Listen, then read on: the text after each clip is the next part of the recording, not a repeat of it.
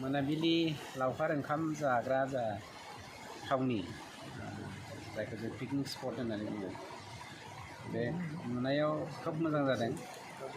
ओमफ्राय फोथायदों बे पिकनिक स्पटखौ लानानै बे हालामनि जा जोंनि इयुथफोर बिसोर इक'नमिकेलि एसेबाबो आपलिफ्ट जागोन फोथायनाय दङ। आरो जोङो बे पिकनिक स्पटखौ एक्सुवेलि गुबुन गुबुन हालामनि पिकनिक स्पटफोर बायदि खालामना लानायखौ जों बयबो नाजानांगोन।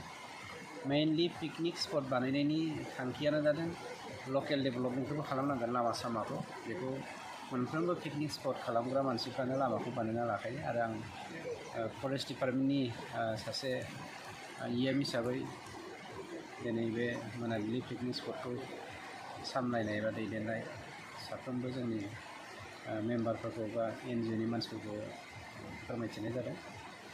जायगाया बिराद मोजां। बेखौ जोङो बे हालामखौ एभारलास्टिं खालामनो दंफां लाइफांखौ लाखिनाय आरो रायजो राजाफोरखौ बेजों लोगोसे मोजां लामाजों दैथिंलांनायनि थाखाय बयबो आवगायबोदों। दिनै पिकनिक स्पटखौ नायनो थाखाय नोंथांमोननि बे हालामा जौगानाय नंगौना नङा बेखौ जोंनि साखाथि फाखाथिनि बा जोंनि BTR हालामनि रायजो राजाफ्राबो बे नोंथांमोननि मिडियानि गेजेरजों मिथिनाय जाथोंसै। दिनै आंनि नुनायावहाय गुबुन गुबुन पिकनिक स्पटनिख्रुइ मोनाबिलि पिकनिक स्पटआ BTRआव खोब स्पेसियेलि साबसिन होननानै बुंब्लाबो बुंद्रायनाय जानाय नङा होननानै आं सानो। मानोना आं गोबां पिकनिक स्पटखौ नायदों। जायगाया एसे बेनो मेनटेनेन्सआव माखासे एसे दंबावो। बेखौ नायनानै खालामोब्लानो फोथायनाय दं मानसिफ्रा बेवहाय माने डेलि 50-60टा 100टा 200टा बेफोरबायदि इनक्रिज जालांबाय थागोन गारि फैनायफ्रा। होमबानो जोंना थांना थानायनि राहा लामायाबो ओंखारबाय। इन्जयमेन्ट खालामनो मोन्थाय बयहाबो दङ। बेहा सिमा थायो। दिनै जोङो गोसोखौ रिलेक्स खालामनो थाखायसो पिकनिक स्पटआव फैनाय जायो। पिकनिक जानाय जायो, लावखार ओंखाम जानाय जायो। आरो बेफोर जायगाखौ नायनानै जोंनि हालामा माबे स्टेजाव दङ बेखौ जों मिथिनो हायो। गोबां जायगायाव जोंनि मानसिफ्रा टुरिस्ट हिसाबै थाङो। खिन्थु टुरिस्ट हिसाबै जोंनि जायगायावनो नायनो गोनां जोंहा गोबां दङ। मानोना दुलाराय भारतआव बयनिख्रुइ ग्रिनसिन थावनि होनबा दिनै BTR होननानै बुंनो हागोन।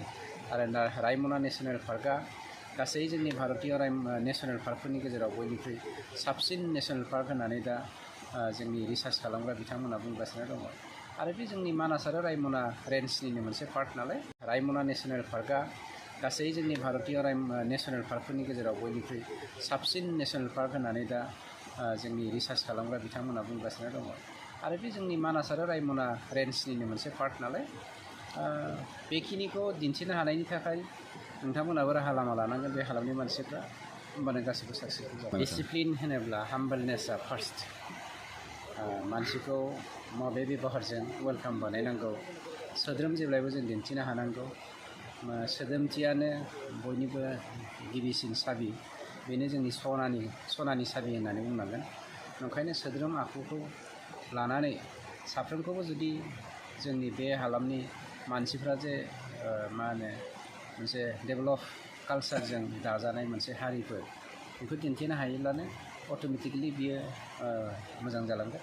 खिन्थु राफ एन्ड टाफ जुदि जोंनि कमिटिनि मानसिफ्रा देखायोब्ला प्लास मानसिफोरखौ सोद्रोम गैयै रावजों बाहायोब्ला बिनि जा गुन बा बिथाखौ खमायलांनायनि चान्स थायो।